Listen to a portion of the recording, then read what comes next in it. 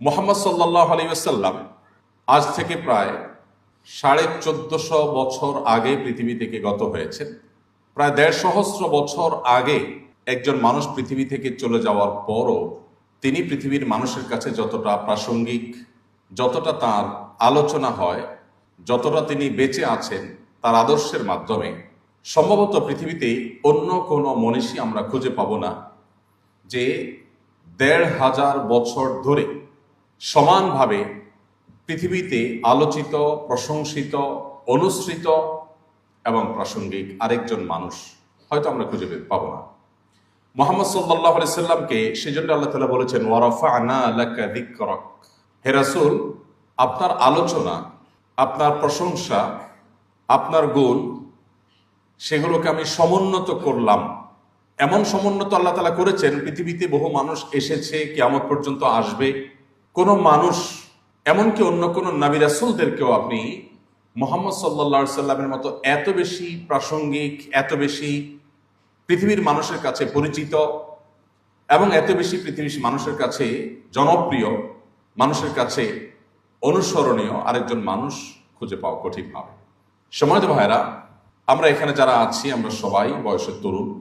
তরুণের জন্য সেই মানব ইতিহাসের সবচাইতে প্রশংসিত, সবচাইতে আলোচিত, সবচাইতে বেশি বরণীয় এবং অনুসরণীয় ব্যক্তিত্ব মুহাম্মদ সাল্লাল্লাহু আলাইহি সাল্লামের জীবন থেকে নেওয়া অনেক বিষয় আছে। আমরা সেখান থেকে সামান্য কয়েকটি বিষয় হয়তো টাচ করার চেষ্টা করব। সর্বপ্রথম কথা হলো, আমরা এখানে যারা আছি আমরা সবাই জন্মসূত্রে মুসলমান। আমরা সবাই বাবা মা মুসলিম, মুসলিম সোসাইটিতে, মুসলিম ফ্যামিলিতে জন্মগ্রহণ করেছি, বেড়ে উঠেছি, সেই সূত্রে আমরা মুসলমান। আর এটি আমাদের একাধারে সৌভাগ্য এবং দুর্ভাগ্য দুইটাই। সৌভাগ্য এই জন্য যে সত্যের পথ অনুসরণ করতে আমাদের, খুঁজে পেতে আমাদের বেগ পেতে হয়নি। আর দুর্ভাগ্য এজন্য যে পৈতৃক সূত্রে যারা ধনী হয় তাদের কাছে ধন সম্পদের মায়া একটু কম থাকে। ঠিক একইভাবে পৈতৃক সূত্রে যারা মুসলমান হয় তাদের কাছে ইসলামের প্রতি মায়াটাও একটু কম থাকে। আপনি আপনার আশপাশে কোনো রিভার্টেড মুসলমান যদি দেখেন, আপনি দেখতে পাবেন সে তার ইসলামটাকে যতটা অনুভব করছে, ইসলামটাকে যতটা ফিল করছে, মুসলমানের সন্তানের ভিতরে সে অনুভব ততটা নেই। আল্লাহ রাব্বুল আলামিন আমাদেরকে সৃষ্টি করেছেন, খুব সীমিত সময় আমরা পৃথিবীতে থাকব, এরপর অনন্তকালের জন্য, যেই জীবনের কোনো শেষ নাই, শুরু আছে, সেই জীবনের জন্য আমাদেরকে চলে যেতে হবে, ফিরে যেতে হবে। মুহাম্মদ সাল্লাল্লাহু আলাইহি সাল্লাম সেই জীবনে আমরা যেন সফল হতে পারি, সার্থক হতে পারি, আমাদের সেই জীবনে যেন জান্নাত লাভ করতে পারি, জাহান্নাম থেকে যেন মুক্তি লাভ করতে পারি, আজীবন তিনি সেই আদর্শের পথে মানুষকে আহ্বান করে গেছেন। বিশেষ করে আমাদের তরুণ সমাজের জন্য মুহাম্মদ সাল্লাল্লাহু আলাইহি সাল্লামের জীবন দর্শন, তার সিরাত, এটাকে পুনর্পাঠ করা নানা কারণে গুরুত্বপূর্ণ। এর ভিতরে এক নম্বর হলো, আমরা জানি প্রত্যেকটা মানুষ স্বভাবগতভাবে, জন্মগতভাবে আমরা অনুসরণ প্রিয়, আমরা অনুসরণ করতে চাই, কাউকে না কাউকে অনুসরণ করতে চাই। নবী করিম সাল্লাল্লাহু আলাইহি সাল্লাম সম্পর্কে একটু আগে যে কোরআন কারিমে আয়াত তেলাওয়াত করা হলো, লাকাদ কানা লাকুম ফি রাসূলিল্লাহি উসওয়াতুন হাসানা, আল্লাহ বলেছেন তোমাদের জন্য সবচাইতে উত্তম এবং অনুপম আদর্শ হলেন মুহাম্মদ সাল্লাল্লাহু আলাইহি সাল্লাম। তাকে তোমাদের জন্য মডেল করে পাঠানো হয়েছে। মানুষ কাউকে না কাউকে অনুসরণ করবেই, এটাই মানবীয় প্রকৃতি। মানুষ অনুসরণ প্রিয়, কাউকে না কাউকে দেখে সে চলতে শিখে। আল্লাহ রাব্বুল আলামিন যুগে যুগে নবী রাসূলদেরকে পাঠিয়েছেন মডেল করে, যে সাকসেস হতে চাইলে তাদেরকে অনুসরণ করো। তাদের অনুসরণের বাইরে যত পদ্ধতিতে যাবে, মনে হবে সাকসেস হয়েছ, চূড়ান্ত যোগফল যখন দেখতে পাবে জীবনের শেষ প্রান্তে এসে, তখন তুমি অনুভব করবে যে তুমি আসলে যেটাকে সাকসেস মনে করেছো সেটা তোমার সাকসেস নয়। তরুণরা চ্যালেঞ্জ নিতে চায় এবং তাদের সামনে অনেক চ্যালেঞ্জ থাকে। মুহাম্মদ সাল্লাল্লাহু আলাইহি সাল্লামের অনুসরণ জীবনের সমস্ত চ্যালেঞ্জ উতরে যাওয়ার জন্য সবচেয়ে বড় উজ্জ্বল উদাহরণ আমাদের সামনে। কারণ আমরা জানি মুহাম্মদ সাল্লাল্লাহু আলাইহি ওয়াসাল্লামের জীবনে যত বাধা এসেছে, তার জীবনে যত চ্যালেঞ্জ এসেছে, পৃথিবীর ইতিহাসে অন্য আরেকজন মানুষ আপনি দেখাতে পারবেন না যার জীবনে এত বাধা এসেছে। আমরা একটা কথা বাংলায় বলি, জনম দুঃখী চির দুঃখী। মুহাম্মদ সাল্লাল্লাহু আলাইহি সাল্লাম পৃথিবীর আলো দেখবার আগেই তার মমতাময়ী, তার স্নেহময় বাবাকে হারিয়েছেন। পৃথিবীর আলো দেখবার আগে, মাতৃগর্ভে থাকতেই বাবা দুনিয়া থেকে চলে গেছেন, মারা গেছেন। পৃথিবীর আলো দেখার পরপরই মায়ের দুধ খেয়ে এখনো শেষ করতে পারেননি, এর মধ্যেই তার মারও মৃত্যু হয়েছে। মা বাবা দুজনকে হারিয়েছেন যখন তিনি দুধের শিশু। এরপর তার জীবনে সবচেয়ে বড় অভিভাবকের জায়গাটা যখন দাদা আব্দুল মুত্তালিব তিনি সামলাচ্ছিলেন, ঠিক কৈশোরে থাকতেই সেই দাদা আব্দুল মুত্তালিবের ছায়াও তার কাছ থেকে সরে গেল, তিনিও মারা গেলেন। তার জীবনে সবচেয়ে কঠিন সময় যখন মক্কার মানুষদের বহুমুখী অত্যাচারের নিপীড়নে তিনি যখন অতিষ্ঠ, ঠিক এরকম কঠিন সময়ে তার দুটি ভরসার জায়গা, বাইরে চাচা আবু তালেব আর ভেতরে স্ত্রী খাদিজা রাদিয়াল্লাহু তাআলা আনহা, দুজনকে একই বছরে অলমোস্ট একই সঙ্গে হারিয়েছে। একের পর এক পায়ের নিচ থেকে মাটি সরে যাওয়া যেটাকে বলে, সেটা পৃথিবীতে আসছেন এই বিপদ মাথায় করে। পৃথিবীর আলো দেখবার আগেই বাবা নেই, এরপর একের পর এক পায়ের নিচ থেকে মাটিগুলো সরে গেল। তারপরে শুরু হলো মক্কার মানুষরা, যারা তাকে আল আমিন উপাধিতে ভূষিত করেছে, যারা তাকে সবচেয়ে বিশ্বস্ত হওয়ার সার্টিফিকেট সনদ দিয়েছে, পদক দিয়েছে, যারা তাকে সবচেয়ে বেশি সম্মান করত, সেই মক্কার মানুষগুলো তার মুখের উপর থুতু নিক্ষেপ করার মতো জঘন্যতম অত্যাচার নিপীড়ন করতেও পিছপা হয়নি। তাকে শারীরিক এবং মানসিক নির্যাতনের যত রূপ হতে পারে সেই সময় তার সবগুলো তাকে করলেন। শুধু 3 বছরের যে অবরোধ করা হয়েছে, সে অবরোধটুকুই একজন মানুষের মরে যাওয়ার জন্য যথেষ্ট ছিল, কিন্তু আল্লাহ তাআলা তাকে হায়াতে বাঁচিয়ে রেখেছেন।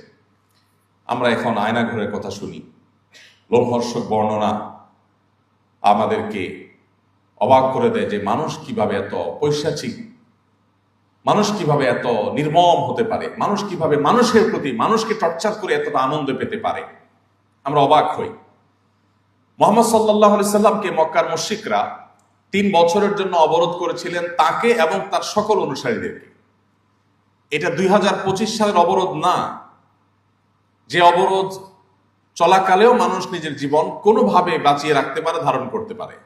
এটা 1500 বছর আগের অবরোধ, যখন একটা সমাজের সব মানুষ যদি গুটিকতক মানুষের সাথে সব ধরনের সম্পর্ক, লেনদেন, এমনকি কথাবার্তা পর্যন্ত বন্ধ করে দেয়, কেনা বেচা সবকিছু বন্ধ করে দেয়, তাহলে তাদের বেঁচে থাকা কোনোভাবে সম্ভব নয়।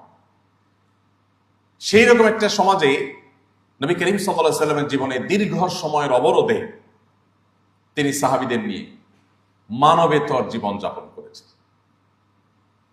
সাহাবায়ে কেরাম একটা সময় এসে গাছের পাতা, কোন কোন বর্ণনাকারীরা বলছেন যে কোন পশু পাখির ছাল চামড়া শুকিয়ে গেলে গাছের পাতা, এগুলো খেয়ে তারা জীবন ধারণ করেছেন, কারণ কোনো খাবার ছিল না, তাদের কাছে কেউ কোনো খাবার বিক্রি করতো না।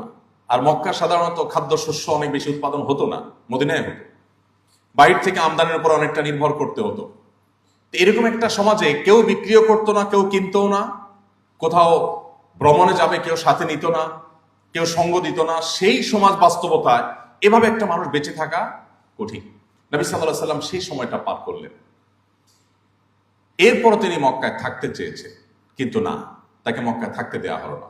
হিজরত তার জীবনের আরেকটি অধ্যায় আসলো, তাকে মাতৃভূমি ত্যাগ করে চলে যেতে হলো মদিনায়।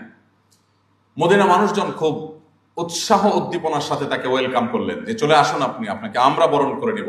মক্কার এই নরধমেরা আপনাকে নির্যাতন নিষ্পেষণ করেছে, কিন্তু আমরা আপনাকে আশ্রয় দিব, আমাদের জীবন দিয়ে আমরা আপনাকে রক্ষা করব। তারা ওয়েলকাম করলো, কিন্তু না। এরপর নবী সাল্লাল্লাহু আলাইহি সাল্লামের শান্তি শুরু হয়নি।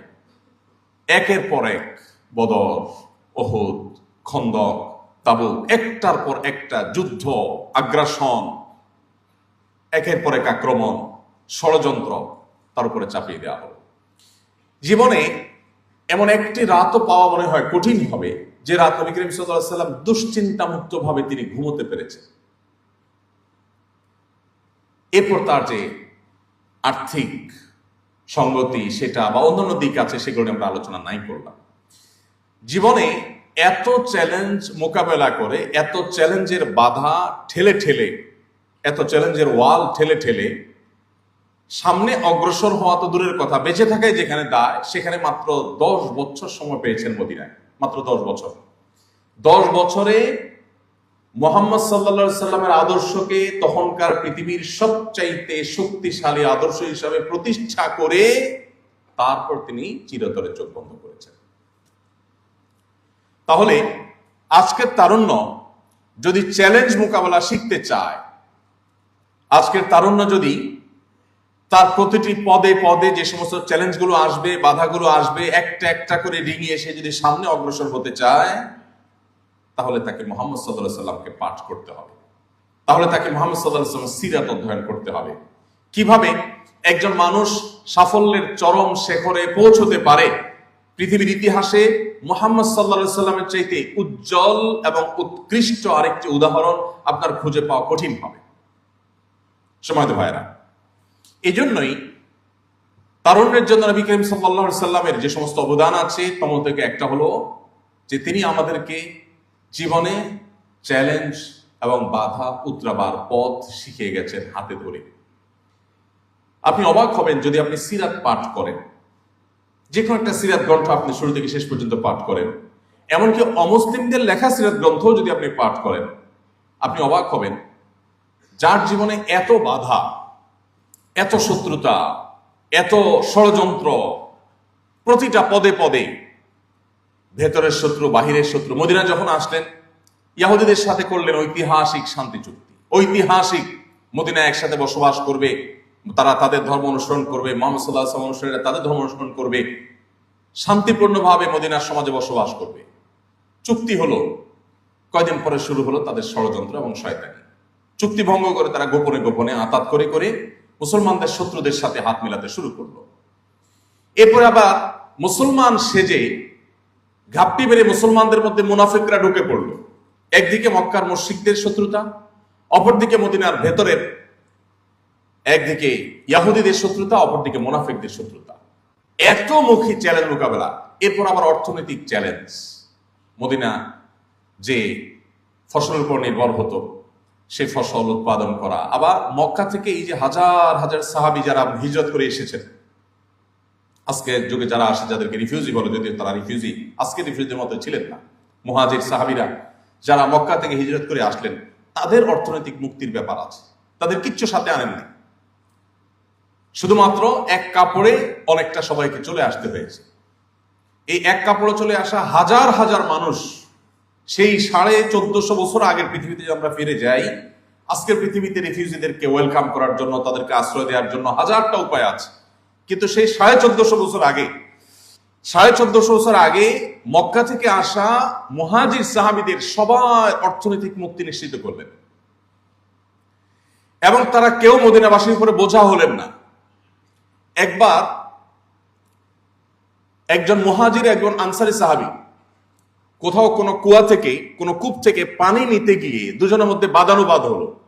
বাদানুবাদ হওয়ার পর একজন, ধরুন মুহাজির সাহাবী, আনসার সাহাবী মদিনায় যিনি আছেন, মদিনাবাসী, তিনি তার সমগোত্রীয় লোকদেরকে ডেকে বললেন, হে আমার সমগোত্রের লোকেরা, জলদি আসো, এই লোক আমার সাথে এই করেছে। অর্থাৎ একটা যুদ্ধ, একটা সংঘর্ষ, একটা নিজেদের মধ্যে মারামারির একটা আহ্বান। নবী করিম সাল্লাল্লাহু আলাইহি ওয়াসাল্লামের কানে আওয়াজটা আসলে তিনি বললেন, মালি, কি হলো আমার? আমি শুনতে পাচ্ছি তোমাদের মুখ থেকে যে আহ্বান, এটা হলো জাহিলি যুগের, বর্বর যুগের আহ্বান, যে নিজেদের মধ্যে কিছু হলে সমগোত্রীয় লোকদেরকে ডেকে এনে গোত্রে গোত্রে মারামারি হবে। দাউহা ফাইন্নাহা মুনতিনা, এটাকে ছুঁড়ে ফেলে দাও, নিজেদের মধ্যে ভেদাভেদের কোনো আওয়াজ আমি শুনতে চাই না, এটা দুর্গন্ধযুক্ত, এটাকে নিক্ষেপ করে ফেলে দাও। এমন ঐক্যের প্রাচীর তিনি তৈরি করেছেন। আউস এবং খাজরাজ, আপনি যদি একেবারে মদিনার ইতিহাসের প্রাইমারি লেভেলের পড়াশোনাও আপনার থাকে, আপনি আউস খাজরাজের নাম অবশ্যই জানবেন। এবং খাজরাজ উভয় গোত্রের মধ্যে শত্রুতা যুগ যুগ ধরে চলে আসছে, বলা যায় শতাব্দীকে শতাব্দী ধরে যেটা ধারণ করছে। বাবা মারা যাওয়ার সময়, আউস এবং খাজরাজ দুটি গোত্র, এক গোত্রের বাবা মারা যাওয়ার সময় ছেলেকে ওসিয়ত করে যেতেন, বাবা, খাজরাজ গোত্রের লোকদের বিরুদ্ধে যুদ্ধ আমি করেছি সারা জীবন, হয়তো রণাঙ্গনে মারা যাচ্ছে যুদ্ধ করতে করতে। সন্তানকে ওসিয়ত করে যেতেন যে বাবা, আমি তো পারলাম না যুদ্ধটা শেষ করতে, ওসিয়ত করে যাই তুমি যুদ্ধটা চালায় যাও। এদের বিরুদ্ধে যুদ্ধটা চালায় যাও। ওই ছেলে আবার বড় হয়ে সে আবার তার ছেলেকে সেম ওসিয়ত করত। এরকম দুটি গোত্রকে নবী করিম সাল্লাল্লাহু আলাইহি সাল্লামের বলিষ্ঠ নেতৃত্ব, তার লিডারশিপের কারণে তিনি তাদেরকে এক প্লেটে বসে খাইয়েছেন, সকল ভেদাভেদ মাটির সাথে ধুলোর সাথে মিশে একাকার করে দিয়েছেন। আল্লাহ কোরআনে সেই কথা বলেছেন, তোমরা স্মরণ করো সেই সময়ের কথা, ইয কুনতুম আ'দা ফাআল্লাফা বাইনা কুলুবিকুম, তোমরা যখন পরস্পর শত্রুতায় মত্ত ছিলে, তখন তোমাদের সেই শত্রুতা দূর করে তোমাদের মধ্যে ঐক্য, সম্প্রীতি, ভালোবাসা, সৌহার্দ্যের এক উজ্জ্বল উদাহরণ সৃষ্টি করেছিলেন মুহাম্মদ সাল্লাল্লাহু আলাইহি সাল্লাম। সেই কথা তোমরা স্মরণ করো। প্রিয় ভাইরা, কেন মুহাম্মদ সাল্লাল্লাহু আলাইহি সাল্লাম 2025-এর পৃথিবীতেও প্রাসঙ্গিক এবং আজ থেকে আরো 2000 বছর পরও যদি পৃথিবীতে মানুষ থাকে তিনি প্রাসঙ্গিক থাকবেন? তার কারণ আপনার জীবনে বাধা যেখানে আসবে, চ্যালেঞ্জ যেখানে আসবে, সেখানে আপনি মুহাম্মদ সাল্লাল্লাহু আলাইহি সাল্লামের জীবনেতে আপনার করণীয় আপনি খুঁজে পাবেন। আল্লাহ সেই কথাই বলেছেন, লাকাদ কানা লাকুম ফি রাসূলিল্লাহি উসওয়াতুন হাসানা। আজ আমরা বাংলাদেশের মানুষ হিসাবে আমরা যে সমস্ত সংকট, যে সমস্ত সমস্যার মুখোমুখি, আপনি প্রতিটি সমস্যা, প্রতিটি সংকটকে মুহাম্মদ সাল্লাল্লাহু আলাইহি সাল্লামের আদর্শের কষ্টি পাথর দিয়ে আপনি সমাধানের পথ আপনি আবিষ্কার করতে পারবেন, খুঁজতে পারবেন। কিভাবে তিনি ঐক্যবদ্ধ করেছেন, কিভাবে তিনি জাতিকে চ্যালেঞ্জ ওভারকাম করা শিখিয়েছেন।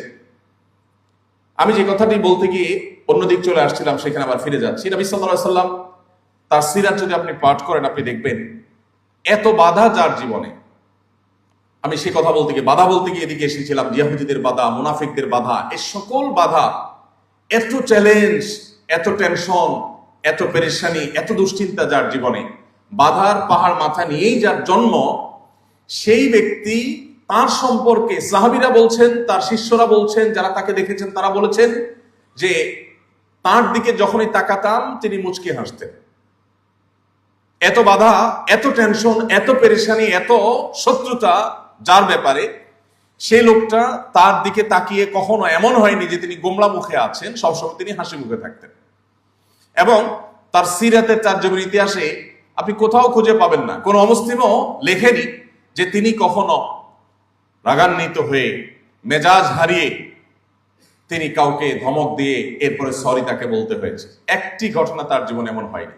যে কোনো একটি পদক্ষেপ নেওয়ার পর তিনি আবার ব্যাক করেছেন, না সরি আমার ভুল হয়েছে, এটা বলতে হয়েছে, এরকম হয়নি।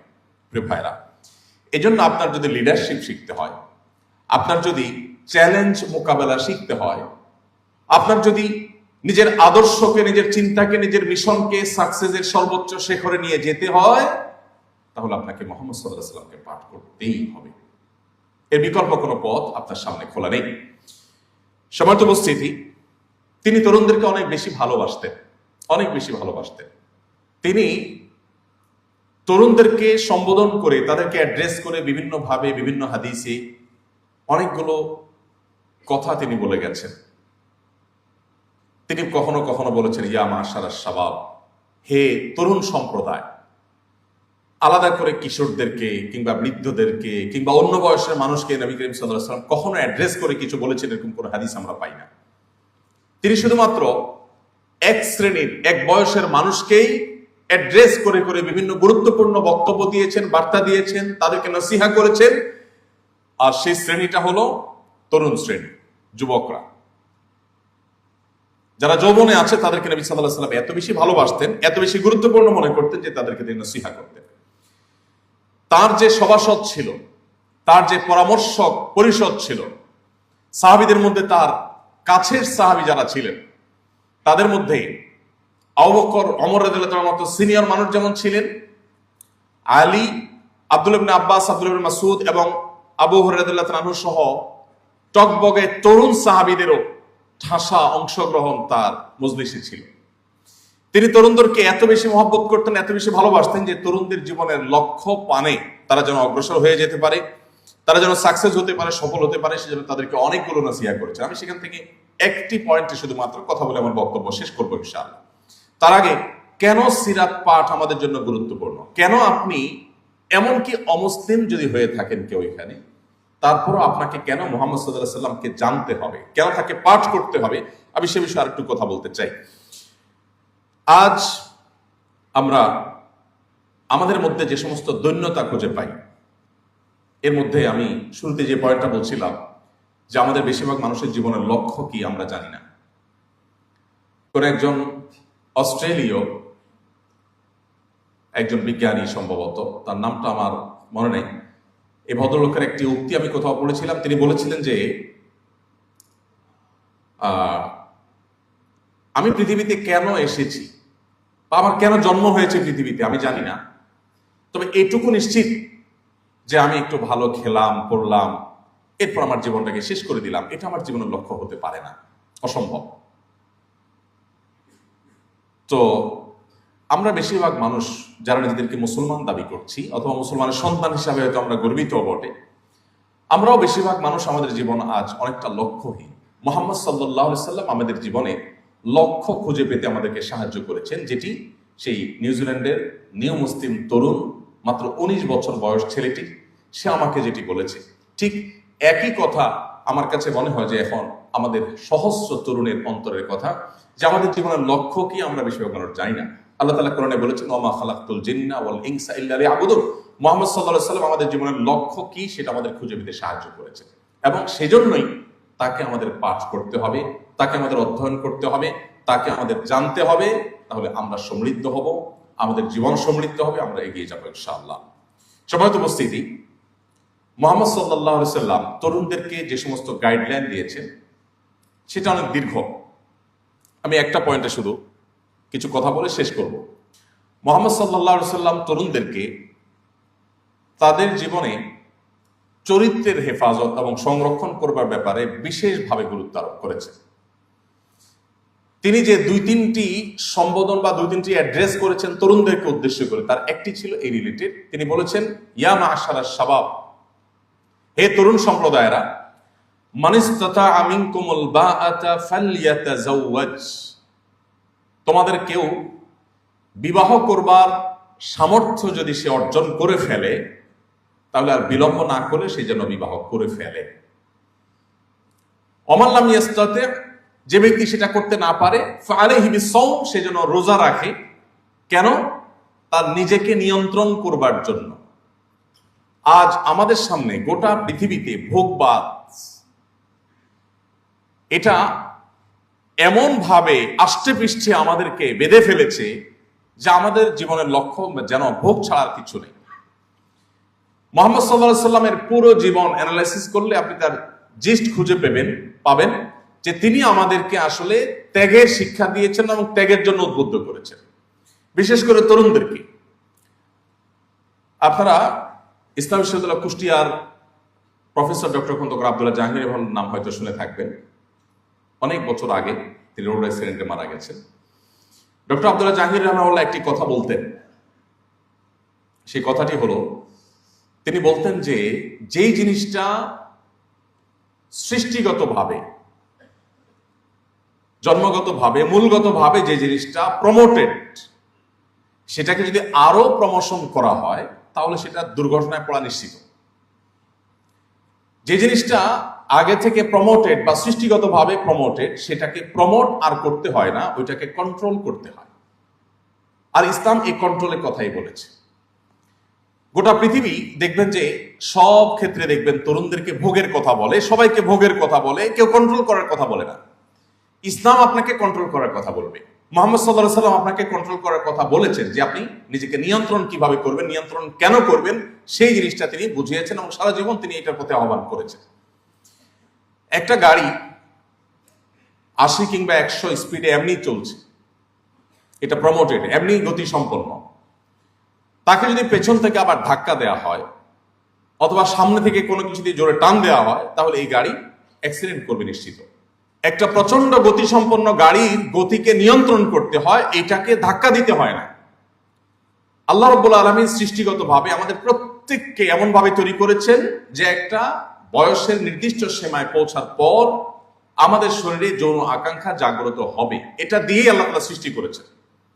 সো সৃষ্টিগতভাবে একটা সময় যৌন আকাঙ্ক্ষার তাড়না, এটা মানুষকে তাড়াবে, অন্যান্য প্রাণীকে তাড়াবে, এটাই স্বাভাবিক, আল্লাহ এভাবেই সৃষ্টি করেছে। তাহলে সৃষ্টিগতভাবে যে জিনিসটা প্রমোটেড, এই জিনিসটাকে ইসলাম বলে, মুহাম্মদ সাল্লাল্লাহু আলাইহি সাল্লাম বলেন, এটাকে তোমাকে এখন কন্ট্রোল করতে হবে। যদি কন্ট্রোল করতে না পারো তাহলে দুর্ঘটনা, তাহলে অনাকাঙ্ক্ষিত অনভিপ্রেত বিষয় আশয় ঘটবে এবং যেটা তুমি প্রত্যাশা করবে না। আজ মুহাম্মদ সাল্লাল্লাহু আলাইহি সাল্লামের যে আদর্শটা মুসলিম তরুণ হিসাবে আমাদের জন্য খুবই গুরুত্বপূর্ণ, সেটি হলো একজন আদর্শ মুসলমান হওয়ার জন্য যা যা দরকার সেগুলোর পাশাপাশি আমাদের তারুণ্যকে, আমাদের যৌবনকে কলুষ মুক্ত রাখার চ্যালেঞ্জে এগিয়ে যাওয়া। আল্লাহ রাব্বুল আলামিন কোরআনে কারিমে বিভিন্ন জায়গায় আমাদেরকে পবিত্র থাকার জন্য উৎসাহিত করেছেন, অনুপ্রাণিত করেছেন। আমরা নিজেদেরকে পবিত্র রাখি, আমাদের চরিত্রে যেন কালিমা না লাগে। দেখুন, পৃথিবীর যে সমস্ত দেশগুলো ওপেন কালচারের দেশ, বিশেষ করে সেক্সুয়াল ইস্যুগুলোতে যারা ওপেন কালচারে বিশ্বাসী, সে সমস্ত দেশগুলোতে তরুণদের তাদের যে মনস্তত্ত্ব, তাদের যে মানসিক যে অবস্থা, সেটার উপর যদি আপনি একটু সাদাসিধে টাইপের কোনো সার্ভে করেন, একেবারে একাডেমিক এবং ডিপ সিস্টেমিক্যাল কোনো সার্ভে নাও করেন, আপনি একটু খোঁজ খবর যদি নেন, তাও আপনি দেখতে পাবেন যে তারা যা খুশি তা করতে পারে, কিন্তু এরপরেও তাদের মানসিক শান্তিটা নেই। তারা কেউ সুখী না, তারা কেউ ভেতর থেকে হ্যাপি না, তারা প্রচন্ড ডিপ্রেসড। এবং সে সমস্ত দেশগুলোতে তরুণদের মধ্যে আত্মহত্যার প্রবণতা অন্য বয়স্ক মানুষের চাইতে আরো বেশি, ভাইরাস তাদের ভোগের সব উপকরণ আছে। মুহাম্মদ সাল্লাল্লাহু আলাইহি সাল্লাম তিনি বলেছেন, তোমরা জাহান্নামমুখী অভিযাত্রায় একের পর এক ঝাঁপ দিয়ে পড়ছো, তোমরা অদৃশ্যের জগৎ সম্পর্কে জানো না, সেজন্য তোমরা এমন পথে যাচ্ছ যে পথের শেষ ঠিকানা জাহান্নাম। তিনি বলেছেন, ওয়া আনা আখিযু বিহুজাজিকুম মিনান নার, আমি তোমাদের কোমর ধরে ধরে জাহান্নাম থেকে বাঁচাবার জন্য সংগ্রাম করছি, চেষ্টা করছি। এটাই নবী সাল্লাল্লাহু আলাইহি সাল্লাম তাকে শিক্ষা দিয়েছেন। প্রিয় ভাইরা, তরুণদেরকে সেজন্য নবী করিম সাল্লাল্লাহু আলাইহি সাল্লাম আদর্শবান, চরিত্রবান, তাদের চরিত্র সংরক্ষণকারী হওয়ার জন্য তিনি উৎসাহিত করেছেন, অনুপ্রাণিত করেছেন। আমাদের সামনে এটা অনেক বড় একটা চ্যালেঞ্জের বিষয়। এই যুগে কোনো তরুণ 5 ওয়াক্ত নামাজ পড়ছে, অথবা সে মাশাআল্লাহ লম্বা দাড়ি রেখেছে, কোনো তরুণী হিজাব করেন অথবা 5 ওয়াক্ত নামাজ পড়েন, এই জিনিসগুলো যত গুরুত্বপূর্ণ, তার চরিত্রকে কোনো প্রকার কালিমা কলুষ থেকে, হারাম রিলেশন থেকে মুক্ত রাখাটা কোনো কোনো ক্ষেত্রে এগুলোর চাইতে বেশি গুরুত্বপূর্ণ হয়ে ওঠে। মুহাম্মদ সাল্লাল্লাহু আলাইহি সাল্লাম এই আহ্বানটা আপনাদেরকে, আমাদেরকে, তরুণদেরকে করে গেছেন। আপনি যদি কোরআনে কারিমে সূরা ইউসুফ খোলেন, কোরআনের সবচেয়ে দীর্ঘতম সূরাগুলোর মধ্যে থেকে একটা, আপনি এই শিক্ষা পাবেন।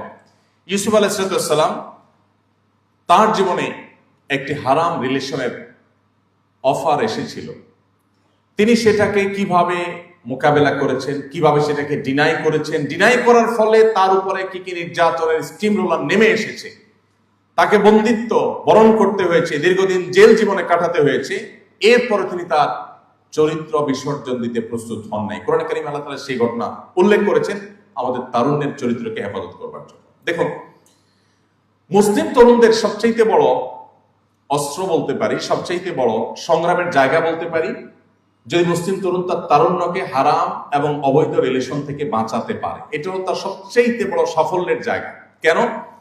কারণ হলো, একজন যুবক যিনি বিশ্ব জয় করার স্বপ্ন দেখে, সে নিজের প্রবৃত্তিকে এতটুকু নিয়ন্ত্রণ করতে পারবে না, সে বিশ্ব জয় তো দূরের কথা, সে নিজেকেই তো জয় করতে পারবে না।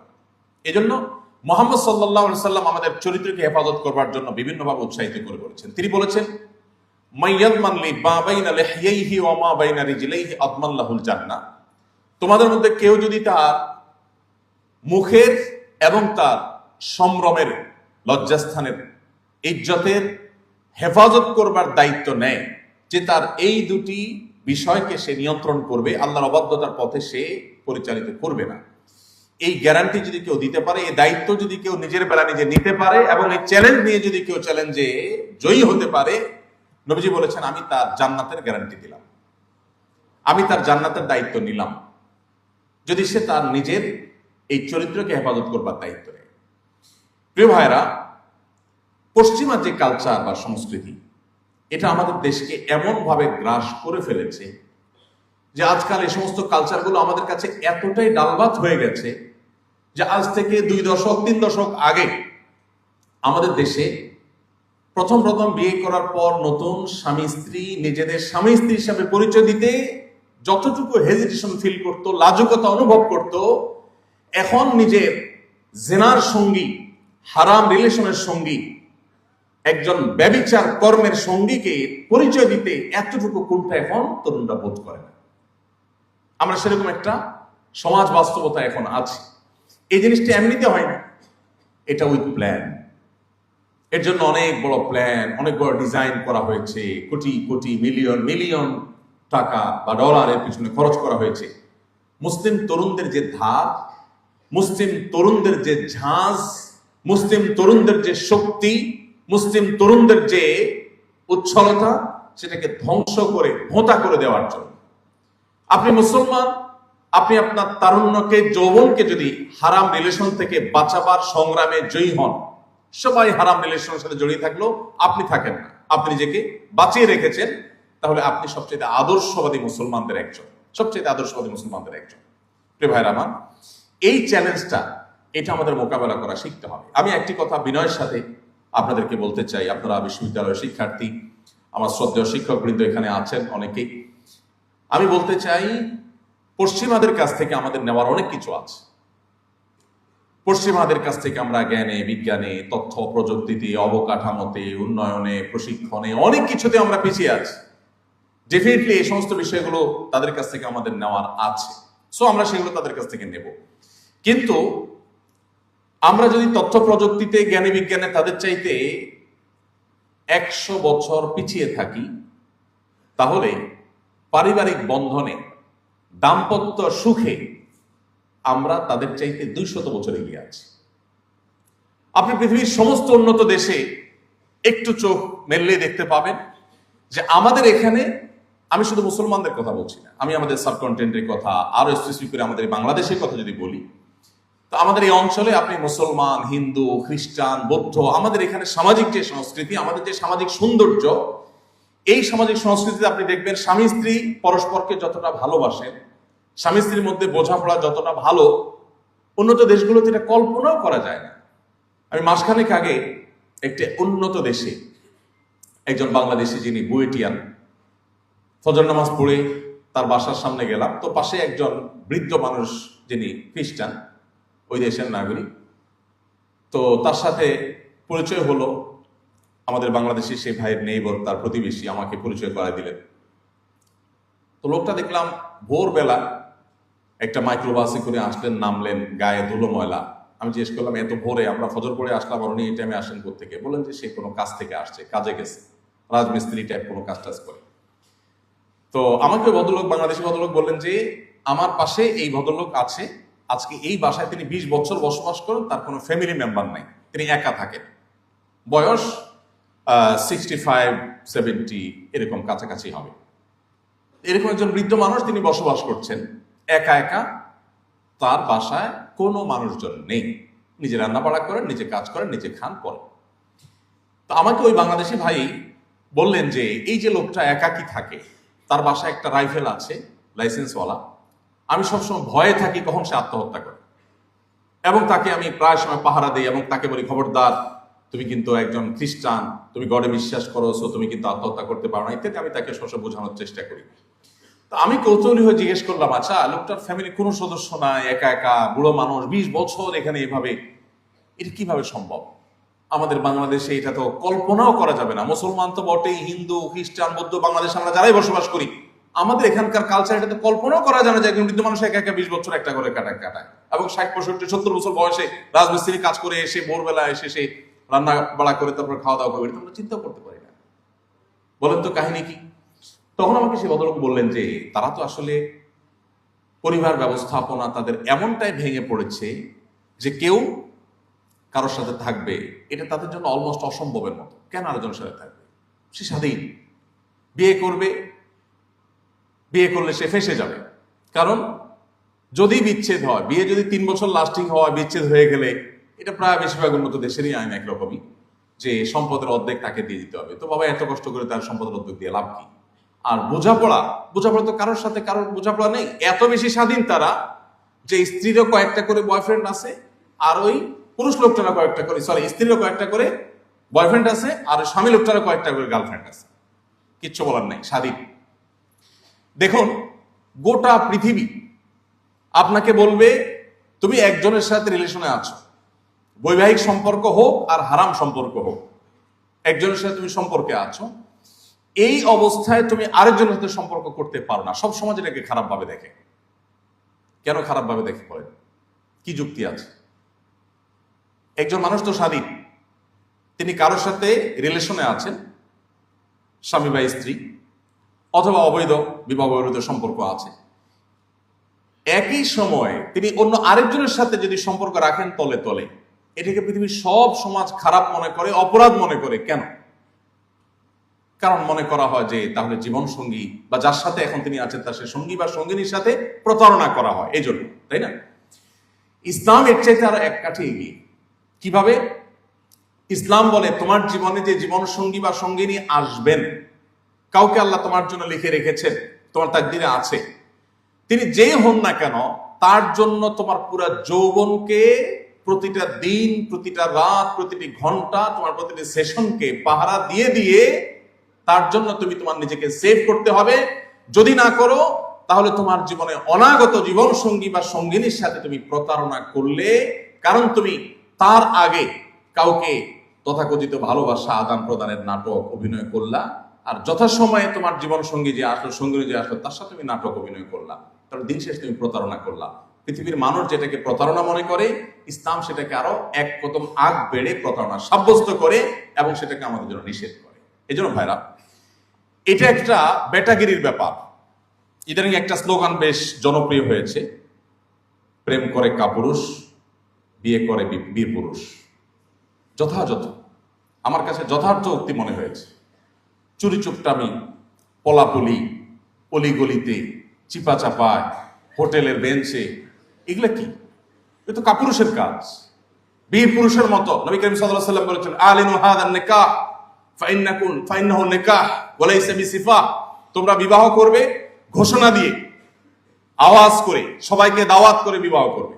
আমার কাছে প্রায় সময় চিরকুট আসে যে হুজুর পালিয়ে বিয়ে করা যাবে কিনা। আমি বলি এটা কোনো কথা? পলাপলি করবে তো চোর ছিনতাইকারী, ডাকাত পলাপলি করবে।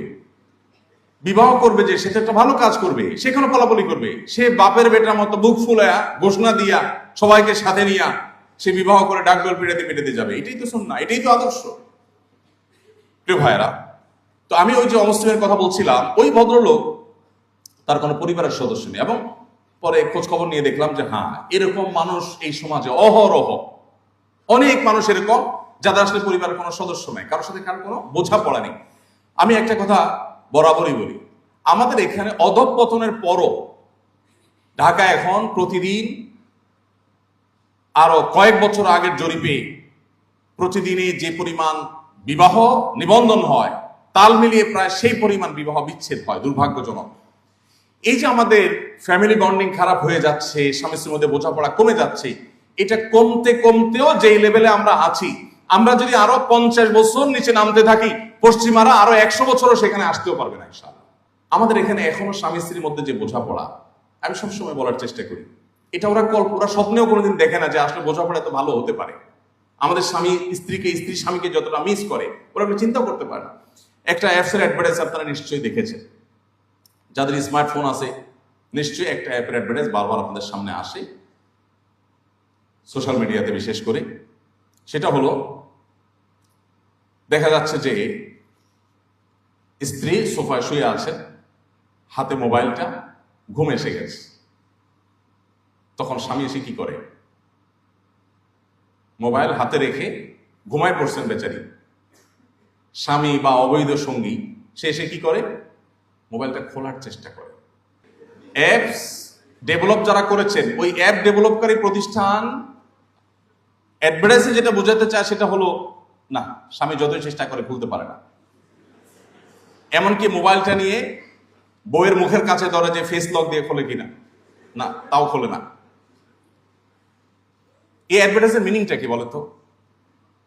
অ্যাডভার্টাইজ কি কিছু বলতে চায় কিনা? বলতে চায়। অ্যাডভার্টাইজ বলতে চায় একটা সমাজ পচে গলে দুর্গন্ধযুক্ত হয়েছে, তার দুর্গন্ধ বের হচ্ছে অ্যাডভার্টাইজ থেকে। অ্যাডভার্টাইজ বলতে চায় যে তাদের সমাজে স্বামী স্ত্রীর মধ্যে বিশ্বাসের জায়গাটা ভঙ্গ হতে হতে এমন একটা লেভেলে চলে গেছে যে এখন আসলে স্বামী স্ত্রীকে, স্ত্রী স্বামীকে কেউ কাউকে বিশ্বাস করে না। যে আমাকে যে এত ঘন ঘন love you love you love you too এইরকম জিকির মতো করতে থাকে, এই বাটপার না জানি মেসেঞ্জারে আবার কাউকে সেম কথা লিখে পাঠিয়েছে। এই বাটপার না জানি কোনো ইমোতে, কোনো মেসেঞ্জারে, হোয়াটসঅ্যাপে, কোনো একটা অ্যাপসে সে জানি আবার আরেকজন কারোর সাথে আকাম করে বসলো। এটার জন্য ওই বেচারার মাথা নষ্ট হয়ে যায়। আমাদের সমাজে আমি বিভিন্ন ওয়াজ মাহফিলে বিশেষ করে বৃদ্ধ চাচা মুরব্বী পাইলে, এখানে তো মুরব্বী নেই, সব ইয়াং মানুষ পাইলে আমি স্টেজে ডাকার চেষ্টা করি। আমি অনুভব করার চেষ্টা করি যে আমাদের আগের জেনারেশন তারা আমাদের মতো এত বেশি লুতুপুতু করার সুযোগ পায় নাই। সরি আমার এই শব্দের জন্য, বোঝাবার জন্য যে ভালো শব্দ আমার কাছে এই মুহূর্তে ছিল না। আমাদের এখন তরুণরা জীবনে যতবার ভালোবাসি ভালোবাসি বলে, টেক্সট মেসেজ করে, মেসেঞ্জারে, সরাসরি যত মহব্বতের অভিনয় করে, আমাদের আগের জেনারেশন বাপ চাচারা যারা ছিলেন তারা এগুলো তো অনেক পরের কথা। আমি গ্রামের ছেলে, গ্রামে বড় হয়েছি, গ্রামীণ সে আবহাওয়া আমার চোখের সামনে ভাসে। সারাদিন বাহিরে কাজ কাম করে এসে খেতে খামারে, দোকানপাটে অথবা ব্যবসা বাণিজ্য, অফিস আদালতে, রাতে সবাই যখন খেয়ে দিয়ে যার যার কক্ষে চলে যেত, তখন বেচারা বউয়ের সাক্ষাৎ পাইতো, বউ স্বামীর সাক্ষাৎ পাইতো। তার আগ পর্যন্ত সারাদিন দেখা সাক্ষাৎটুকু পর্যন্ত হতো না। দেখা সাক্ষাৎ হলো, না দেখার ভান করে একজন আরেকজনকে ক্রস করে চলে যেত। কারণ কথা বললে আবার সমাজের মানুষ জাহেল মূর্খরা আবার কে কি মনে করে বসে, আরেক মুসিবত। এই যে অবস্থা, যে বেচারারা আমাদের মধ্যে এত লাভ, এত ভালোবাসা আদান প্রদান করার স্কোপই পায় নাই, তাহলে তো এদের ভালোবাসা দুর্ভিক্ষ হওয়ার কথা না। কিন্তু বাস্তবতা হলো যে তাদের ভালোবাসা আমাদের চাইতে এত মজবুত যে আমি সবসময় বলি যে আমাদের আজকালকার তরুণদের তথাকথিত এই ভালোবাসা হলো মেড ইন চায়না, আর তাদেরটা হলো মেড ইন জাপান। এই পরিমাণ স্ট্রং। আপনি যদি এখন একজন তরুণকে বলেন, মাত্র বিয়ে করছে, যদি বলেন ভাই মনে কিছু না করলে একটা কথা বলি, বলে কি কথা?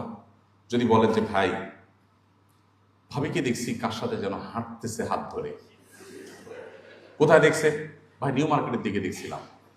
আরে বলেন কি, কবে দেখছেন আপনি? এই যে রিসেন্ট। তাহলে যে কোনো যুবক স্ত্রীর প্রতি অনেক বিশ্বাস থাকলে হয়তো পাত্তা দিতে চাইবে না, কিন্তু মনের ভিতরে একটা ঠিকই সন্দেহের দানা বাঁধবে যে আসলে কি, আমি কি তাহলে কি অজাগায় আমার এই ভালোবাসা বিলিয়ে বেড়াচ্ছি কিনা, কাহিনী কি? কিন্তু একজন বৃদ্ধ মানুষ 50-60 বছর বয়স, তাকে যদি বলেন চাচা চাচিরি দেখছি কার সাথে জানি ফোনে কথা বলছে, তাহলে তার শরীরের সমস্ত শক্তি সঞ্চয় করে আপনার গাড়িটা চড় বসাই দিবে। কেন বলেন তো? কারণ হলো চাচা নিশ্চিত যে তার স্ত্রী এটা করতে পারে, সেটা কল্পনাও করা যায় না। মানে তার স্ত্রীর সমস্ত ভালোবাসা তার জন্য জমিয়ে রেখেছেন, তিনিও তার সমস্ত ভালোবাসা স্ত্রীর জন্য জমিয়ে রেখেছেন। তাহলে আজ আমাদের কাছে যেটাকে তথাকথিত ভালোবাসা ভালোবাসা বলে আমাদের সামনে পেশ করা হয়েছে, এটা হলো জাস্ট নিজের যৌবনের উচ্ছলতা, নিজের যৌবনের চাহিদা, এটাকে মেটাবার একটা উপায়। এখানে প্রকৃত অর্থে ভালোবাসা ছিটে ফোটাও পাওয়া দুষ্কর এবং কঠিন। আচ্ছা, এটা তো অনেক দূরে হয়ে যায় যে আগের জেনারেশন আর এখনকার জেনারেশন। আর একটা কম্পেয়ার আমরা খুব একেবারে আমাদের চোখের সামনে থেকে করি। আমাদের এখানেও আপনারা অনেকে বিবাহিত আছে, আর অনেকে অবিবাহিত কিন্তু হারাম রিলেশনে হয়তো আছে। আপনারা না থাকেন, আপনাদের আশেপাশে কেউ আছে, দেখেন আপনারা আপনাদের ভার্সিটিতে হয়তো আছে। আমি শুধু অনুরোধ করবো একটা কম্পেয়ার করার জন্য। যে বিবাহ করে বিবাহিত দম্পতি স্বামী স্ত্রী, তারা তাদের মধ্যে ভালোবাসি একে অন্যকে, এই কথা তারা বেশি বলে, নাকি অবিবাহিত হারাম রিলেশন যারা করছে সেই তথাকথিত প্রেমিক প্রেমিকা তারও ভালোবাসার কথা বেশি বলে? কারা বলে? বিবাহিত দম্পতি না অবিবাহিত? কারণ কি?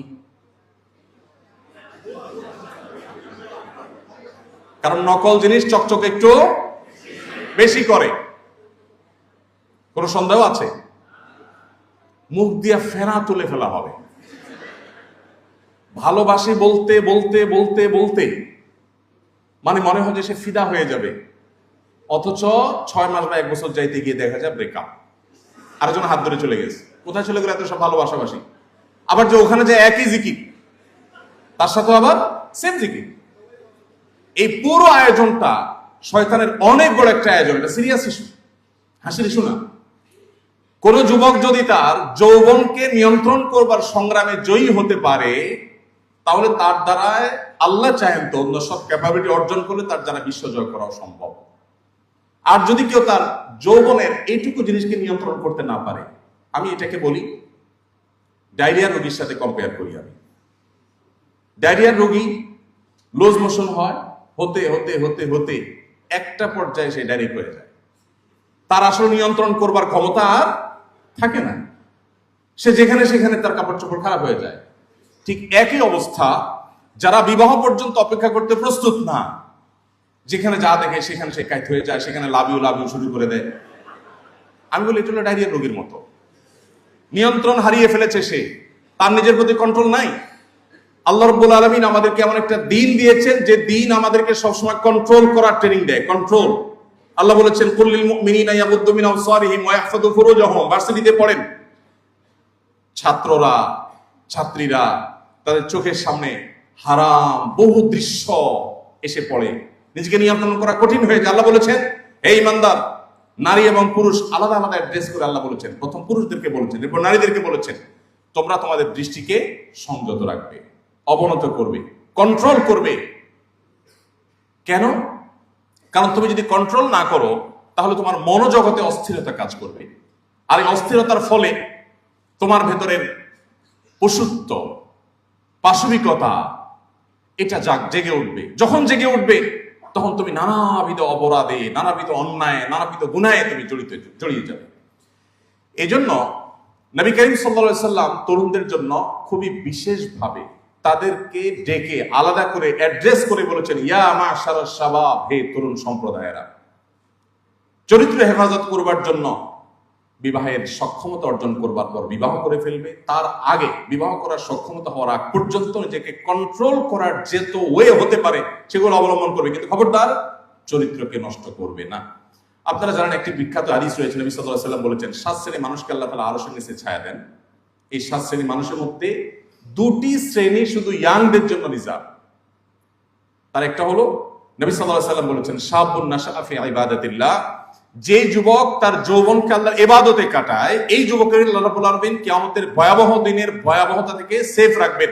যখন নবী রাসূলরাও পেরেশান থাকবেন, এরকম একটা দিনে যেই যুবক তার যৌবন বয়সে নামাজ কালাম পড়েছে, ভালো কাজ করেছে, নেক কাজ করেছে, আল্লাহর বাধ্যগত থেকেছে, হারাম কাজে যায় নাই, আল্লাহ তাআলা এই যুবককে পুরস্কার স্বরূপ জান্নাত কিয়ামতের ভয়াবহতম দিনে তার আরশের নিচে বিশেষভাবে আল্লাহ তাআলা ছায়া দিবেন এবং ভিআইপি প্যান্ডেলে রাখবেন।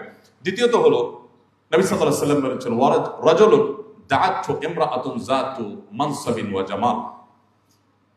কোন পুরুষকে যখন কোন নারী বা কোন নারীকে কোন পুরুষ বিপরীত দিক থেকে হতে পারে কোন হারাম অফার করেছে, রিলেশনের অফার করেছে, এবং সে যে অফার করেছে সে সম্ভ্রান্ত রূপ, গুণ, বৈশিষ্ট্য এবং তার প্রতি আকৃষ্ট হওয়ার সব কারণগুলো থাকা সত্ত্বেও তিনি সেটাকে ডিনাই করে বলেছেন ইন্নী আখাফুল্লাহ, আমি আল্লাহকে ভয় করি। নবী সাল্লাল্লাহু আলাইহি ওয়াসাল্লাম বলেছেন এতটুকু বুকের পাটায় যদি বল কারোর থাকে, এতটুকু যদি কন্ট্রোলিং পাওয়ার থাকে, এতটুকু যদি নিয়ন্ত্রণ করবার ক্ষমতা থাকে নিজের প্রতি নিজের, নবীজি বলেছেন এই ব্যক্তিকে আল্লাহ রাব্বুল আলামিন আরশের নিচে ভিআইপি প্যান্ডেলে ছায়া দান করবেন। প্রিয় ভাইরা আমার, কোরআন কারীমের 18 নম্বর পারার প্রথম সূরা সূরা মুমিনুনের শুরুর দিকে আল্লাহ তাআলা সফল এবং সার্থক ঈমানদারদের কয়েকটি বৈশিষ্ট্য বলেছেন, বলে শেষে বলেছেন উলাইহিকাল ওয়ারিসুন আল্লাযীনা ইয়ারিসুনাল ফিরদাউস ওয়া হুম ফিহা খালিদুন। এই বৈশিষ্ট্যের মানুষগুলো জান্নাতি হবে এবং তারা চিরকাল থাকবে। তাদের মধ্য থেকে একটা হলো ওয়াল্লাযীনা হুম লিফুরুজিহিম হাফিজুন, যারা তাদের চরিত্রকে হেফাজত করবে। আমি আপনাদেরকে প্রিয় নবী সাল্লাল্লাহু আলাইহি সাল্লামের একটি উদাত্ত আহ্বানের কথা স্মরণ করিয়ে দিয়ে শেষ করতে চাই। তিনি আপনাদেরকে অর্থাৎ তরুণদেরকে তাদের তারুণ্যকে সকল কলুষ, সকল নোংরামি, সকল অবৈধ সম্পর্ক থেকে বাঁচাবার জন্য তিনি আহ্বান করেছেন। আপনাদেরকে আলাদা অ্যাড্রেস করে বলে গেছেন, কারণ আমাদের এই যৌবনকে যদি আমরা হারাম পথে পরিচালিত করি তাহলে আর যা হোক দাম্পত্য জীবনের সুখ শান্তি আল্লাহ তাআলা আমাদের জন্য হারাম করে দিবেন। আমরা সবাই বাংলা একটা প্রবাদ জানি, হারামে আরাম নাই, কিন্তু এটা আমরা বাস্তব ক্ষেত্রে খুব বেশি প্র্যাকটিস করি না। আমি আপনাদেরকে উদাত্ত আহ্বান রাখতে চাই, আল্লাহর জন্য সকল প্রকার হারাম সম্পর্ক থেকে বেরিয়ে আসার সংকল্প করবেন। যারা আল্লাহ তাআলার রহমতে সেফ আছেন তারা নিজেদের চরিত্রকে ধরে রাখার হেফাজত করবার, এটাকে সংরক্ষণ করবার সংগ্রামে এগিয়ে যাবেন। এবং পশ্চিমা সংস্কৃতিকে যারা এদেশে তরুণদের মধ্যে ঢুকিয়ে দিতে চায়, তাদের এই দুর্বিষিদ্ধি সম্পর্কে আপনাদেরকে ওয়াকিফাল হতে হবে, সচেতন হতে হবে, সতর্ক হতে হবে, সমাজকে সতর্ক করতে হবে। এটা শুধুমাত্র আমাদের ধর্মীয় বিষয় যে তাই নয়, ধর্মীয় বিষয়ের পাশাপাশি এটা আমাদের কালচারাল ইস্যু। এটা এই মাটির, এই মানুষের, এদেশের কালচার, সংস্কৃতি। এদেশে মানুষ বৈবাহিক সম্পর্কে বিশ্বাসী, সেটা হিন্দু হোক, সেটা মুসলিম হোক, সেটা খ্রিস্টান হোক, সেটা অন্য ধর্মাবলম্বী হোক। অতএব ভিনদেশীদের কাছ থেকে আমাদের নেওয়ার অনেক কিছু আছে, সেটা না নিয়ে আমরা তাদের কাছ থেকে বস্তা পচা সস্তায় সমস্ত সংস্কৃতি যদি নেই, তার পরিণতি কি হতে পারে? এটা ওই যে বৃদ্ধ 20 বছর যিনি ফ্যামিলি ছাড়া জীবন কাটিয়ে দিয়েছেন, এরকম শত সহস্র বৃদ্ধ আপনি দেখতে পাবেন।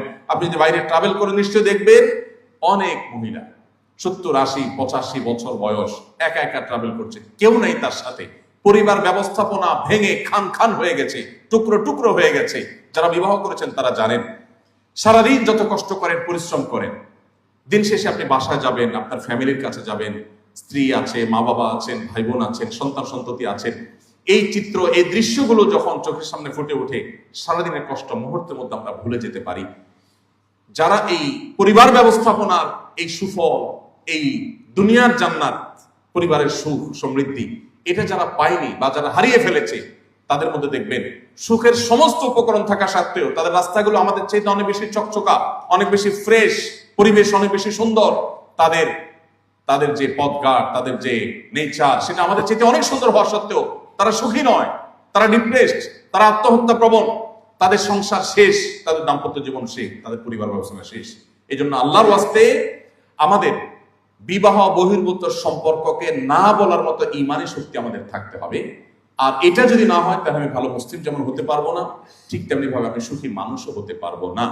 আমি আবারও বলি, একটা বিবাহিত দম্পতি তারা নিজেদের মধ্যে ভালোবাসাবাসির খুব বেশি জিগির না তুললেও তারা যতটা সুখে থাকে, একটি অবিবাহিত কপতি বা অবিবাহিত বিবাহ বহির্ভূত সম্পর্ককারী একজন যুবক যুবতী, তারা ভালোবাসাবাসির যত নাটক অভিনয় করুক না কেন, দিন শেষে এই তথাকথিত ভালোবাসার যে গান লেখা হয়, গাওয়া হয়, এইসব গানগুলোর খোলাসা, নির্যাস, সার সংক্ষেপ দেখবেন একটাই বেরিয়ে, জ্বলে গেলাম, পুড়ে গেলাম, শেষ হয়ে গেলাম, বাঁচাতে পারবে না কেউ।